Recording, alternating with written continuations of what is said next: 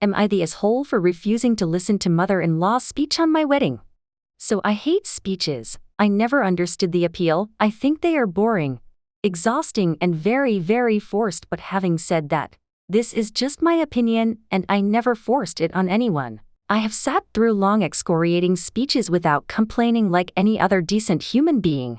When it was my turn to get married, however, I requested no speeches. We wrote that we loved everyone and that we knew they loved us, so if you want to say anything, say it to us directly, in private. My husband thought it was funny, but he knew my feelings about speeches. We had a small wedding with only loved ones, a weekend long. My husband loves games, so the wedding planner did a really great Taskmaster type of games and everyone appreciated it. Dinner came and mother-in-law stood up and started by saying, "I know we are forbidden to make speeches by the bride, but this is my only son getting married, so I will do what I want to." I didn't hear the rest because I was seeing red. My sisters and bridesmaids were shocked. I pretended like she wasn't talking and continued my conversation with my girls. They did the same. Mother-in-law was furious, both sisters-in-law were furious, and my husband was very angry that it showed in his profile. He refused to look at me. The rest of the night was awkward. My husband sighed, sulking in their seats. I wanted to make sure it wasn't ruined for the rest of us, and we ended up having a blast. Next day I spent it with my family and friends. My husband said that I was very wrong in what I did. I couldn't force mother to shut the feck up, and he knew she wouldn't no matter how much we told her. I shouldn't have disrespected and humiliated her like this. Our marriage started on the wrong foot, it seems. Am I the asshole? P.S. Mother-in-law loves making speeches, sometimes 15-minute long and not unusually mean speeches disguised as humor that often isn't appreciated at all by the speaky.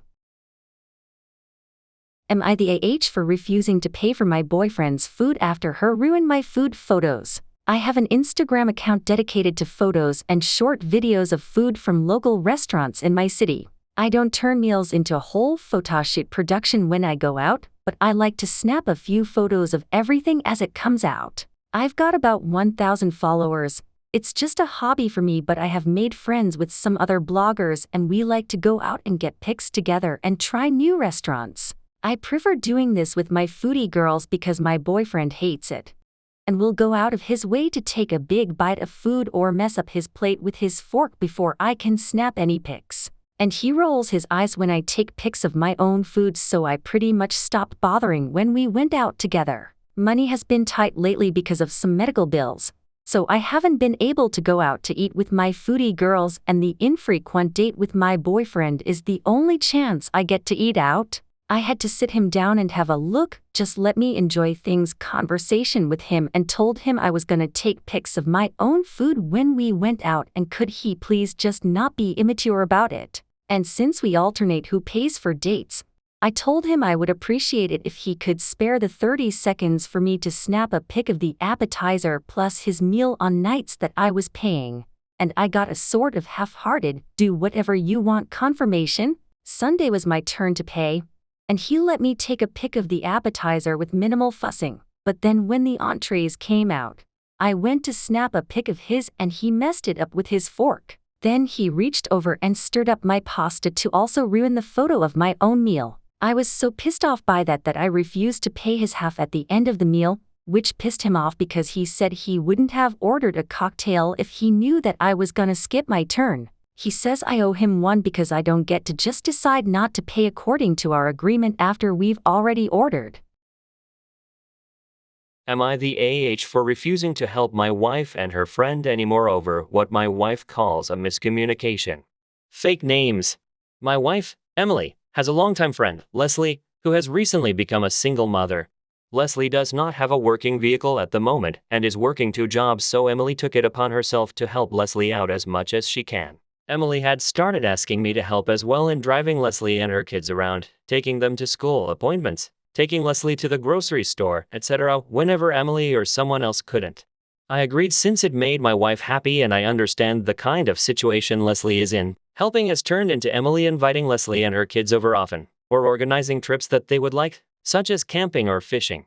A few times my wife was unable to attend these get-togethers she organized due to work, and insisted they still take place, leaving me to entertain Leslie and her kids on my own. Since I've known of Leslie my entire relationship with my wife, I didn't think too much about this. The times that it has been me left with her, or sent in Emily's stead to shuttle Leslie around, I've made normal small talk with her and her kids.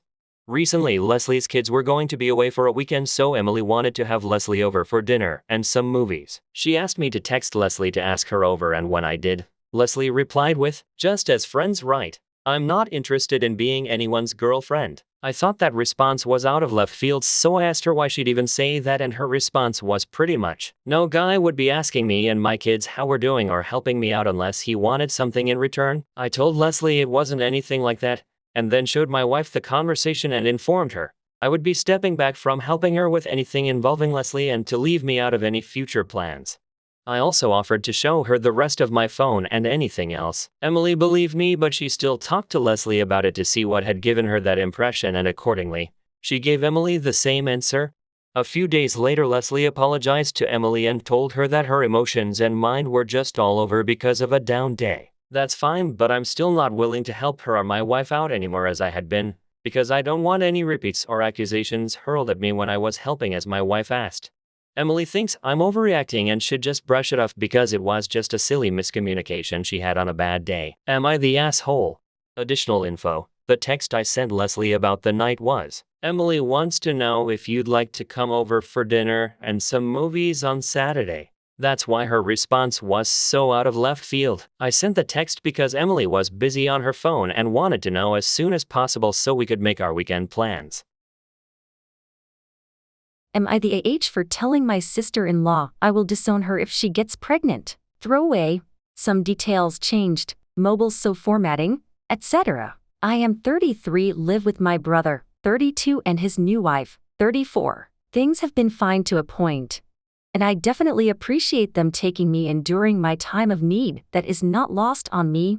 I recognize they did not have to help me, and I am incredibly thankful that they have done that. But my sister-in-law has baby fever and she is talking about trying to get pregnant. First of all, I know my brother had the snip after his divorce from his first wife. He would have to have the procedure reversed and his insurance will not cover it. And to be frank, they cannot afford that. Part of why they allowed me to move in is because they are in financial trouble and I am contributing quite a lot of money to bills right now. I cover probably 2/3 of all the bills because my SIL doesn't work and my brother pays an ungodly amount of child support to his ex-wife. The financial issues can go ahead and be another point in the situation. My sister-in-law also can barely take care of herself. She sleeps most of the day. She does not clean. She does not cook.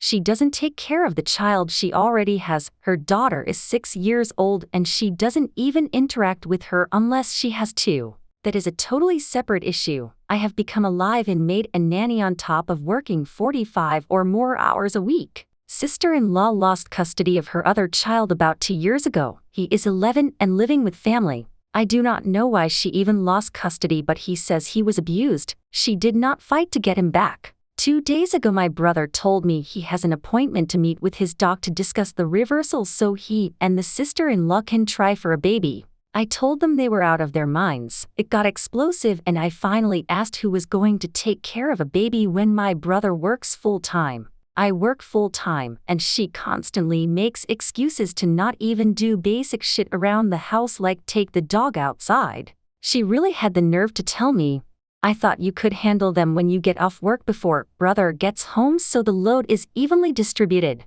I blew up. I told her I am not going to be a parent to another one of her kids and that if they really do this then I am totally done and they are on their own.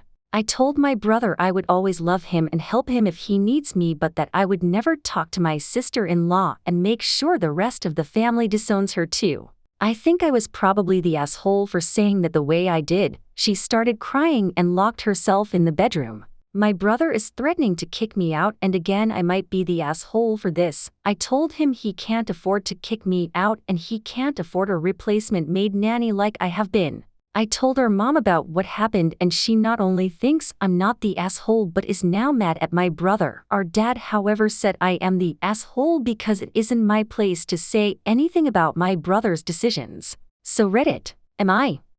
Edit. I had to omit some things before publishing this post on account of the character limit. I do not know how that works with edits, but I figure I'll find out in a moment here. 1. I moved in over a year ago when I was down on my luck and unemployed. The conditions for me moving in was that I help around the house until I was back on my feet. Their financial situation changed, though, and they asked me to stay, which is why I have been living with them this long. What I did not expect was to get almost 100% of the workload in the home in addition to working longer hours than my brother. We have had multiple conversations about how I felt it was unfair that I do so much, and my sister-in-law said they helped me, so I am obligated to help now. Had I known this would be thrown in my face, I would have rather been homeless. 2. I chose to be child-free, but I love my stepniece, and leaving at this point would hurt her the most. CPS has been called many times, not even by myself but their friends and my brother's ex-wife, because they feel my niece is being neglected. My ex-sister-in-law specifically said emotional abuse and neglect, and that she had witnessed forms of humiliation in the past as punishment. My niece is definitely troubled. She has a therapist. I am really limited on what I can do when the people who are supposed to help just won't. 3. I am still reading comments, but I will reply as I can.